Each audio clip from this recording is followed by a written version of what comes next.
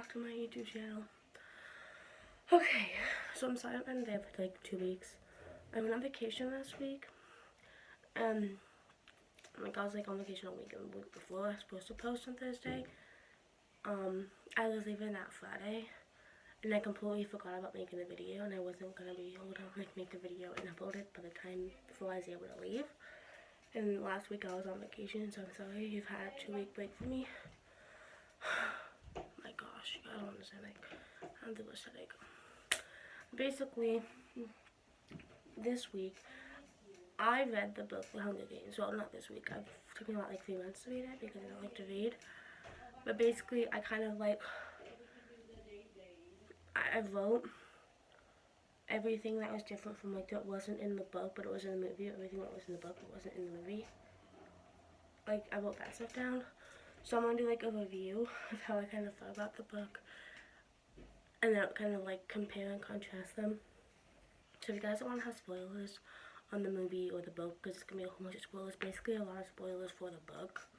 So if you haven't read the book yet and you plan on it, I wouldn't watch this video because it's bit spoilers.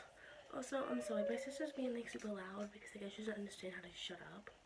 So I'm sorry when you watch this, you're gonna hear some loud ass annoying voice because she does not know how to shut up and be quiet. So streamers are right here, and let's just get started.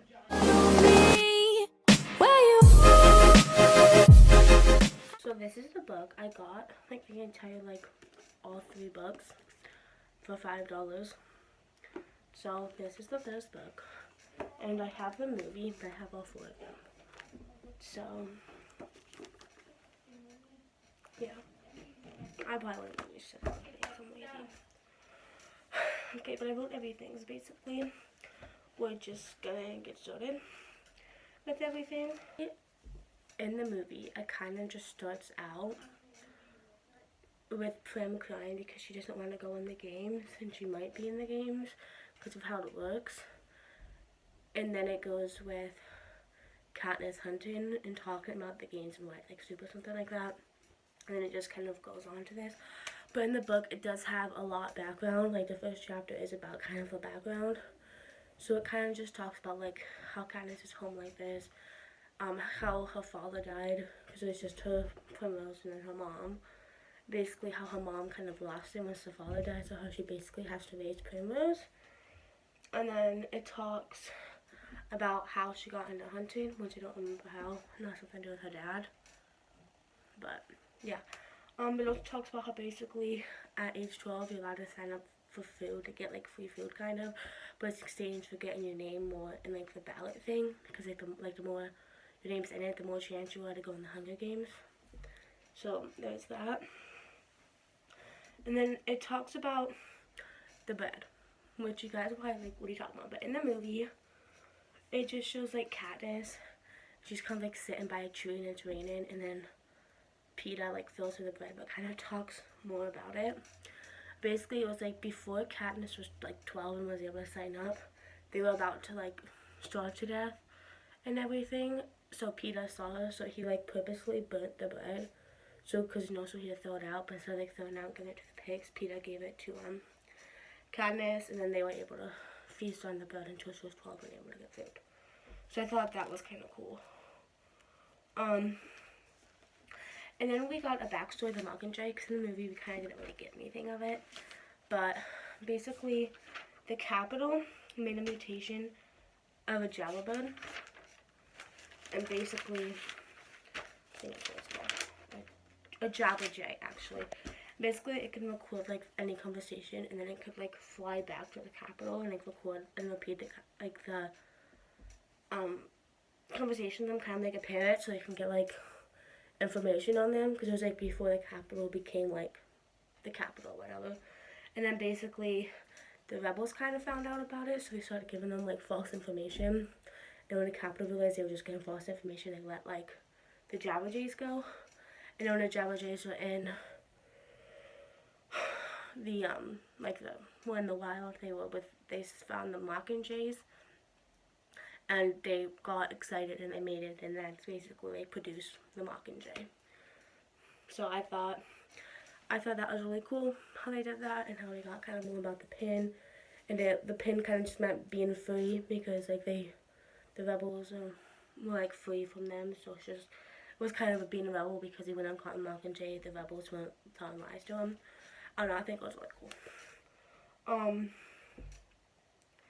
And then, so I'm skipping right from the beginning to when after Katniss volunteered for Prin to go in the Hunger Games. So I'm skipping after that because everything was kind of like the same, basically. On the train, we have Haymitch, and he was like the only survivor from like the 12th district of the Hunger Games. So he was like not a sponsor, but he was kind of like a mentor to tell him like how to win. But he got really drunk and everything, so Peeta kind of had to clean him off, wash him off, and just basically get him into bed, which it wasn't in the movie, but yeah. And then we have the A-Box, which I wish we kind of, I mean, we learn, you don't really learn about it in the movie, it just kind of shows something, but I think like it's kind of cool. Well, not cool, but you know. But basically, it's like the most cruelest punishment that the Capitol could give you. And basically, you would turn into a mute slave. I think they would chop off your tongue, which I don't know for sure. Either that you chopped off the tongue or they just won't let it talk. But basically, no one was allowed to be nice to you or talk to you unless they were giving you orders. And basically, there were these two people. So when Katniss and Gale were in the woods, there were these two people, a girl and a boy, and they were running from something. And then a boy, I think he got killed or something. And then like, this little like bright light came up and it like took the girl, which is like one of the AVOCs. And then I was asking Katniss for help, but Katniss couldn't do anything. So yeah, I kind of wish we got more of a backstory on that because that was kind of cool. Okay, and now this is really fast. I'm sorry. It's been forever since I've read the book and watched like maybe like since I've decided to put everything together and make this. So I'm not like really going into detail and everything. So I'm sorry. But we have the Hunger Games. So it's just like after the train, it kind of talks about them getting ready for the Hunger Games, but kind of skipping over that. Basically, we want to talk about like straight in the Hunger Games, just basically everything. So basically, for the first couple of days while I was in the Hunger Games, Katniss couldn't find water, so she was literally about to die of dehydration. And then she was thinking why Haymitch wasn't bringing her water because sponsors could give you gifts. And then she realized probably the only reason why Haymitch wasn't giving her water is because she was near water. So I thought that was kind of cool how they had like the first couple of days that she was like dehydrated and everything, you know. And then they have like these night vision glasses, which she thought they were just sunglasses, but they didn't really work or anything.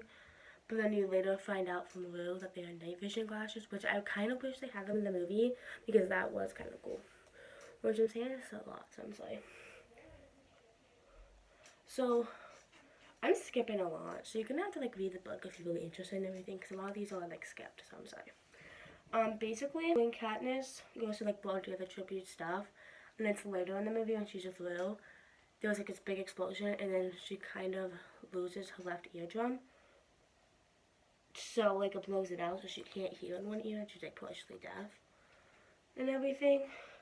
And then in the movie, she also got bread from District 11, which, not in the movie, in the book. In the movie, she only got stuff from Haymitch, but I thought it was cool in the book how she also got stuff from District 11, which it was from Lou's district, and they gave it to her because, this is what I haven't watched the movie, but when Lou dies, which she dies different from when she dies the movie, I think. I don't remember, I'm sorry. Basically, she puts flowers on her and everything, just kind of like a nice thing for Lou, and then they gave her bread for it. But yeah. So we got differences from the movie. So basically, in the movie, how they took care of Peeta because one of the people did something to him, and how they took care of Peeta from like in the movie and then in the book were completely different, and I kind of thought that was cool. But she puts like leaves on his wound, and they're like special leaves, so like all like the pus comes out of his wound, which I think is the most disgusting thing. So I'm kind of happy they did not show that because that's nasty. But then there's like they usually have a buffet of food, but this time it's of supplies, and she needs a special medicine to help Peter because he'll die without it. So basically, Peter doesn't want her to go because she'll probably die if she goes to go look for it.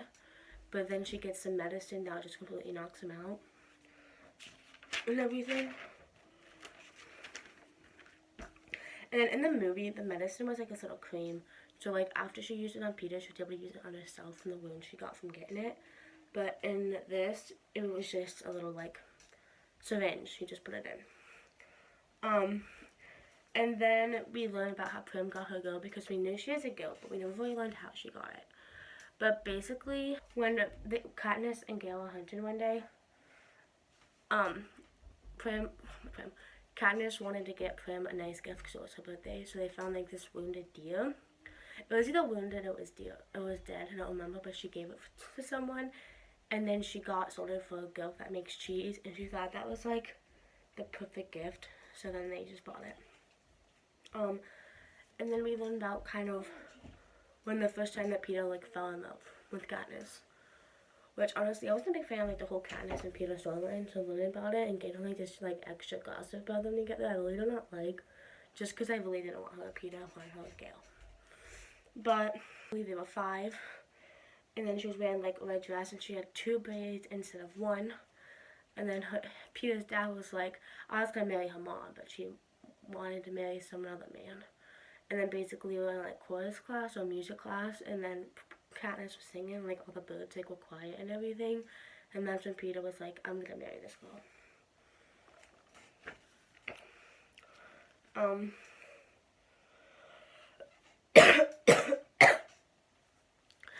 Then we learned about the 3-finger salute, which I think it was like this, and then he put it up, and basically it just meant like thank you, or I love you, or goodbye to someone that you love. So they like, so when Rue died, everyone went like that for like Rue and everything. And then this, I really wish they kept it in the movie. Like, y'all don't understand that, like how awesome it would be if they kept this in the movie. But they had digital dogs, which it was like another mutation. And basically, it was like these dogs. Like in the movie, they had like dogs chase after them, but they were just dogs. But in the book, they had like, they were like weird dogs, and they could like walk on their hind legs and everything, and they had like human features. So like they had like the eyes of some of the tributes, or like the hair, and then it was just, I think it was weird, or kind of just like really weird and just like disgusting that like you can kind of tell the dog of one of the fallen tributes, which I thought that would have been awesome in the movie, because that's just disgusting how they made like dogs out of the tributes. Yeah. And everything after the games, it kind of just ends when like the games ending and them winning, and then them doing stuff, and then it just being kind of over. Basically, it talks about them getting healthy again. So like they would pay like Katniss's eardrum so she can hear again. And then something happens with Peter's leg, and instead of fixing it, they completely amputate it and he got like a different leg. And then it basically showed them getting ready for like the end slam motion and everything. And basically, they had to sit there and watch like a 3-hour-long video of everything from the Hunger Games. So it was like a movie, and they just sat there watching everything. Because we only learned from like Katniss's perspective or anything, but like in the book, they watched a movie of like all the tributes and everything. So yeah. So these are some things that were in the movie, but were not in the book. So basically, everything in the book was from like Katniss's point of view. So it didn't have any of like the background, like other than like the Mockingjay and the 3-finger salute. Those are like the only 2 things other than that. Like it's all just Katniss's point of view. So we didn't get like the whole of like President Snow and then Senate and Seneca, whatever his name is. They kind of like talk in the movie about faith, about why that's important. Faith or hope, or why that's terrible, why that's bad, and everything. And then they don't get Seneca having to eat the blackberries that would kill him, because he let 2 people live from the district when there's supposed to be 1. And then it doesn't. And in the movie, Peter does not kill Foxface with berries, because in the book, he accidentally gave her berries or something. Like, he had berries and she followed him and then she took berries and it killed her. But he didn't kill her in the movie. So, I honestly, not gonna lie, I've liked the book better than the movie. I mean, I rewatched the movie hundreds of times. I'm not gonna reread the book just because I don't like rereading books. But I like how you kind of get more background and everything in the book. Like, you learn more about, like, the home life, but, like, the Three Finger Salute, the Mockingjay, the digital dogs, the Avox. Like, it just has a lot more going on than just everything in the movie, which I personally like. And I cannot wait between the other two books, which Hunger Games, the Mockingjay ones, that is one book that's split into two movies, so I don't know how I'm going to review those ones yet, but I am going to go and review Catch on Fire and the Mockingjay. So I hope you guys, I've only gone into like chapter 4 of the Catch on Fire, that's the second book, so you guys might wait a while before you get my second one. But I do really recommend you to go read the Hunger Games book if you have not watched the movie, because it does give you a lot more, and it's really cool. I really enjoyed it. Because I usually like start a book and never finish it, but I'm actually finished this book. So, yeah. Hope you enjoyed my video, and see you guys again next week. Also, if you guys do have any, like, books that went to a movie adaptation, or book that went to a show adaptation that you guys want me to read and, like, compare, hit me up. Like, I would definitely do them. I mean, it would take a while, because watching a show or a movie takes me a while, more like a show takes a while, but like reading a book takes me forever. But if you guys have any books you want me to read that are adaptations of a show or a movie, definitely hit me up because I would love to do that.